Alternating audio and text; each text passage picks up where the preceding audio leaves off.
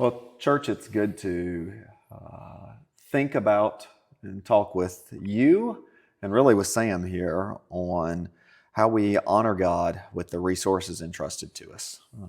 Certainly that involves our time, certainly that involves the other things we treasure. But the focus of James 5 was on money. And that's a topic that can be uncomfortable to talk about at church, but also a topic that we actually, many of us like to think about and talk about a lot of other times. Yeah. And it's a topic that Jesus was actually talking about. I was reading this morning, actually, from Matthew chapter 6. And I probably should have read this during our time in the sermon because I read from the Sermon on the Mount almost every Sunday, I feel like, in this James series. But in Matthew 6, Jesus says, "Do not lay up for yourselves treasures on earth, where moth and rust destroy, and where thieves break in and steal." That language, rust, destroy, is a reminder of James's language in James 5, of the gold and the silver that corrode in comparison to eternity, where moth destroys like the garment. And then Jesus says, not laying up treasures on earth, but instead, verse 20, lay up for yourselves treasures in heaven, where neither moth nor rust destroys, where thieves do not break in and steal. For where your treasure is, there your heart will be also. What a beautiful reminder that God's not telling us not to have treasure. He's telling us to treasure the stuff that matters. And I think that's a valuable thing for me to focus on. God's not telling us don't. No, he's telling us have true treasure, like treasure me above all else. Treasure the stuff that lasts, not the earthly stuff, but the eternal stuff. And then he goes on and he says, where your treasure is where your heart is, which is that reminder that we can't serve two masters, as he would say later in Matthew chapter 6, that either Christ is our master or money or something else is our master. But the call to let Christ be the true treasure of our heart, what we love above all else. And I was just reminded of that as I was working through Matthew 6 and 7 this morning. And the beauty, again, of how Sermon on the Mount and James go together. Yeah, you definitely feel like it's deep in his bones and it's just kind of eking out in the way he thinks about everything, the way he speaks everything. I was reading through some stuff about James, and I think it was Tom Schreiner. He's tried to sum up the book very succinctly, saying that it's a call for some Jewish Christians in context of their Jewish heritage, how to live for Christ where their wisdom is displayed in their character. And it was an interesting thought to put it in this discussion about money stuff, and then have this like prophetic denunciation of the wicked rich who do not live in accordance with godly wisdom. And trying to put into context, as I like to do with like the whole grand narrative of like scripture and history, it's interesting that James would pull from that kind of language of God vindicating the righteous who are suffering unjustly.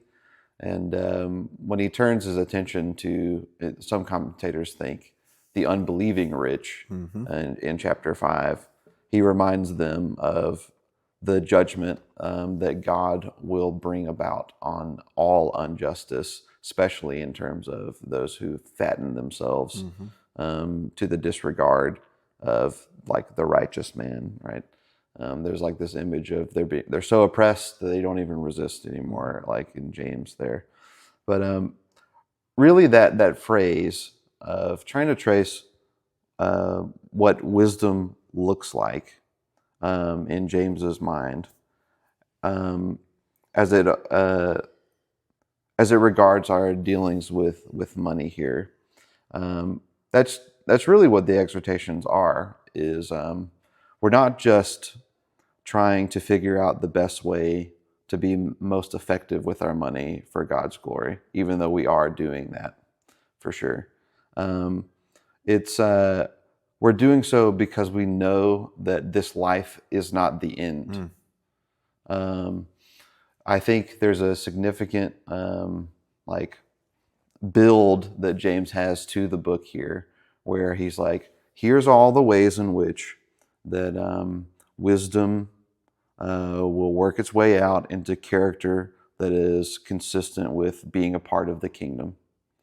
And here's all the ways in which we may be tempted or are currently struggling with living as if we're part of a separate kingdom.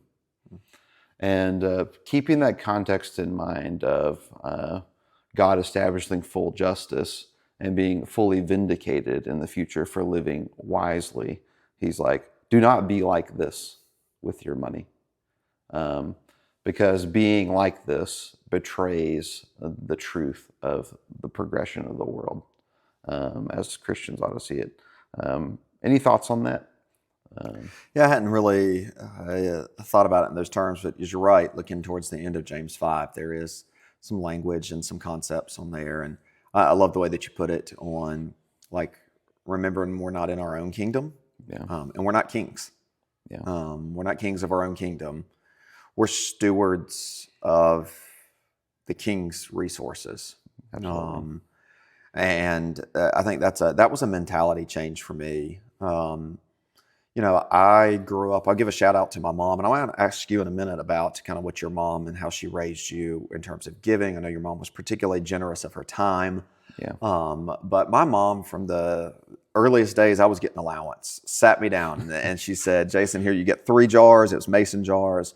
I don't know what I got, if it was like $2 a week or whatever it was, but from every dollar I got from allowance or when I did extra tasks or when I worked, it was, you got 3 jars. You got, and 10% of your income always goes to Jesus. And I'd put that money in there and I'd wait until the next time I was at church and I'd take it to church. And then half of what I earned needed to be saved. And then she let me spend 40% of that, of what I earned from my allowance. And that taught me good life habits, to save, to spend some, and to give. And I'm so thankful for that, because from the time that I was probably 6 or 7, I practiced that.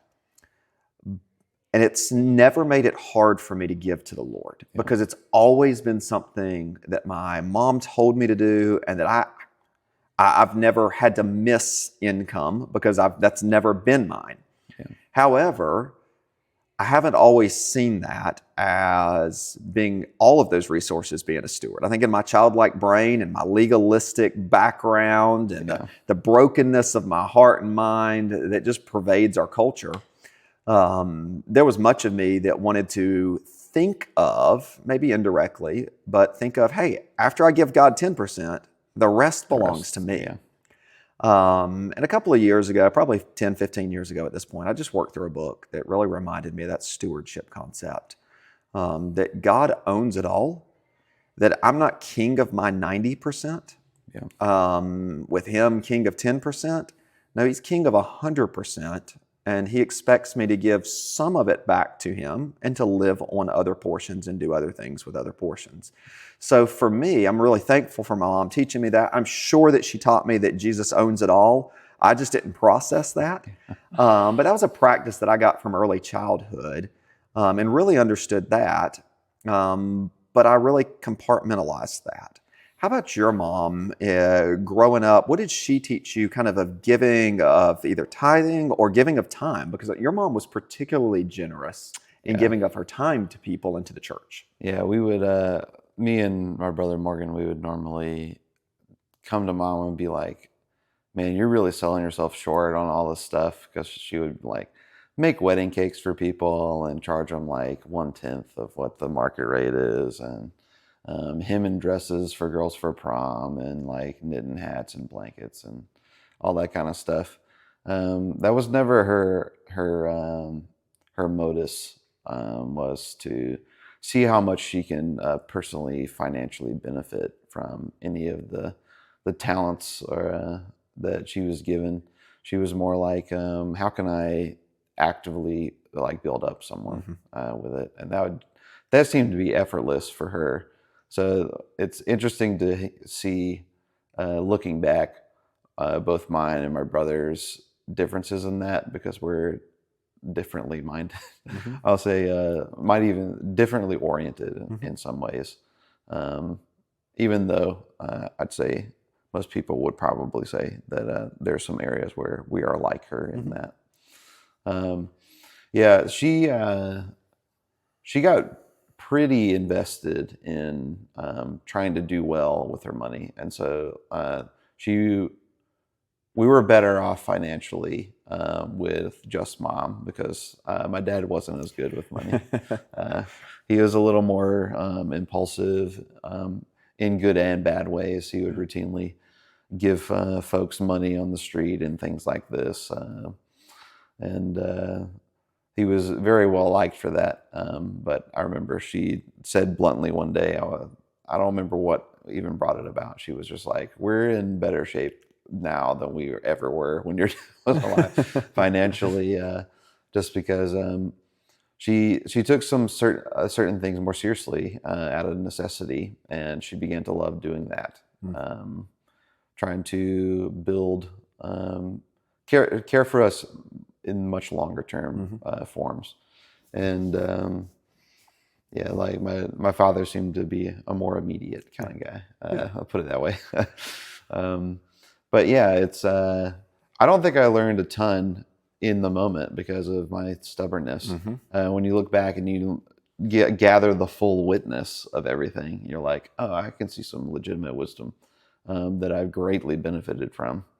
And my main story about mom trying to encourage that was how much she was undercut slightly by my grandmother. Because the obvious one was, in case you guys don't know, my grandmother, my mom's mom, she only lived a street away from us growing up. And she was a very go-getter kind of person. And mom, trying to encourage work ethic in both me and my brother, would say, hey, do this chore, I'll give you this much money. And it was routine that once grandma would get done with all of her chores at her house while we were still at school, she would be like, well, I think I'll just go over to Janine's house and see what she needs doing. And so it would be, we would come home and, or even better, all right, if you're trying to be an evil person like I've been, is I'd be at basketball practice or something, and mom would come home before me and see that the things were done, assuming that I had done them, and be willing to give me money for the job I didn't do. The job that grandma did. And I even remember they had a little discussion about it. It's like, you can't keep doing this. I'm trying to teach them stuff. Like, you need to do something else with it. But yeah, those are fun ways that I see them working through that, where you have two folks trying to give generously of their time and energy, not always resulting in us learning financial stewardship. Let's put it that way. And there's both sides. So for us all to think through, that James certainly squares off on our uses of resources of money. But we need to learn both of those lessons of the money and the time, being wise in all that God has entrusted to us. One last book recommendation. I think Randy Alcorn's book, The Treasure Principle, is a valuable one, indicating what we treasure and storing up treasure for all of eternity. I'd love to hear from you on some resources that you have found valuable on giving of your money from a biblical perspective. Look forward to hearing from you. God bless.